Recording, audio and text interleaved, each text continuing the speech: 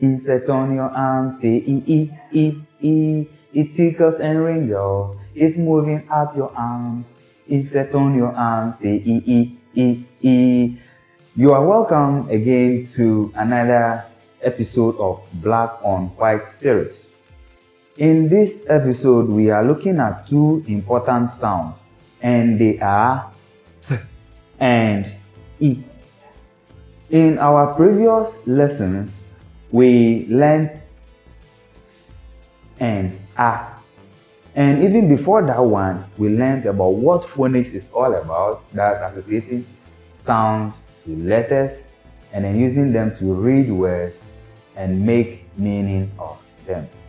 Now, why am I coming your way with these lessons? During our time in the previous generations, we were taught using the whole word approach or simply the look and say method.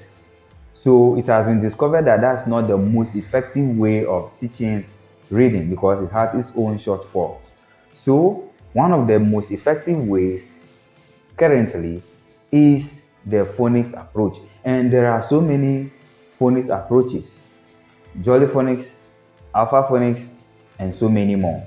So the one I am bringing to you is Jolly Phonics. One important thing we also talked about in our previous lesson was that to teach using the phonics approach, you should start with the sound. You teach them the letter names, then you now associate the letter names to the letter sound, and then blending comes in. After that, I also mentioned that you have to teach them in groups. The first group is what we are looking at. There are 7 groups that the 42 sounds are put into, and they come according to how frequent they appear in words. So by the time you finish learning the first group, you can start blending with your learners, and you need to keep practicing for perfection. So let's jump right into it. So to teach, the format is that you mention the sound, tell a short story, do an action, and then come in with the song. All these are the multisensory approaches to teaching these sounds. So let's jump right into teaching and learning the 2 sounds we have for today. The 2 sounds we have are t and e. T and e. And this is our lesson routine. You teach the sound or mention the sound, tell a story, do an action, and then put the action into a song. So let's pick the first one. You show your letter card or you write the letter on the board. Either way, it's okay. Anywhere that they can see what you are trying to teach them. So maybe the board has a lot of things. So the letter card gives them much focus. So this is t. Now, why do I have the 2 of them there? It's because both of these symbols stand in there for t. The first one is a small one, the capital one, and they all stand in there for the sound t. So you drill them, they mention it a couple of times whilst you listen to make sure they are mentioning it right. Now, some of us, based on your L1, you are likely to mention t as t. Yes, in my language, we've been pronouncing it t, which is wrong. T is a syllable or even a word on its own in some languages, but I've not seen this as a word in English. I've seen it as a syllable. So be careful how you produce it so that you don't produce something else. The actual sound is t, t. Very good. So after helping them get the right sound, you move on to the story.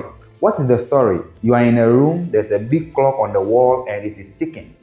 So what sound will you hear? You will hear t, t, t, t. So you let learners do this sign and then produce the sound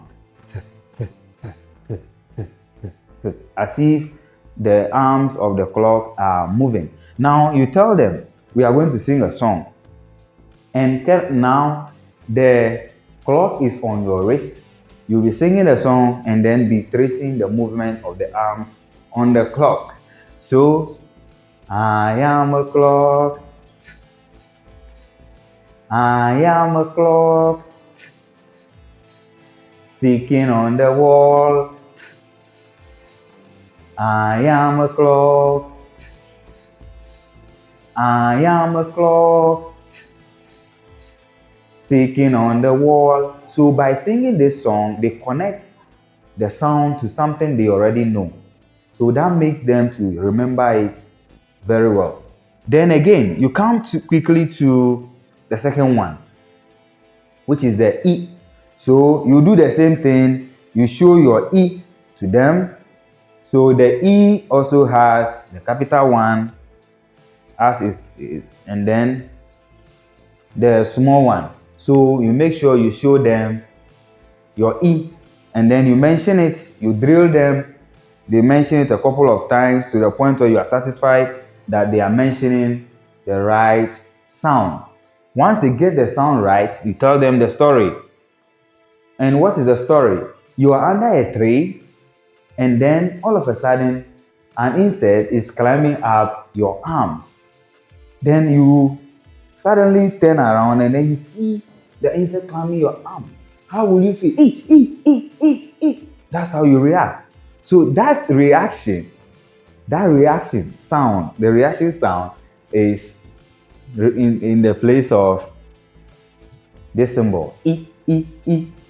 So we sing the song. Insect on your arm, say E. Insect on your arm, say E. It tickles and wriggles, it's moving up your arms. Insect on your arm, say E. Insect on your arm, say E. Insect on your arm, say E. It tickles and wriggles, it's moving up your arms. Insect on your arm, say E. So by singing this, they are able to connect that feeling of insects walking on their skin. They are able to connect it to the sound that this symbol E makes. So that way, you are using the multisensory approach and giving them something to go home and be able to revise. By the time they come back, you'll be amazed they are able to identify this symbol and the sound it makes, and even connect it with that feeling or that mental image you have created for them. Join me in the next episode as I bring to you the next two sounds in the same group. When we are done with the first group, we'll try blending with them, and then you will see how interesting it will be. Share this video with someone that might need it. Keep it on your timeline so that the next time you need it to make reference to it, the best place to get it is going to be your timeline.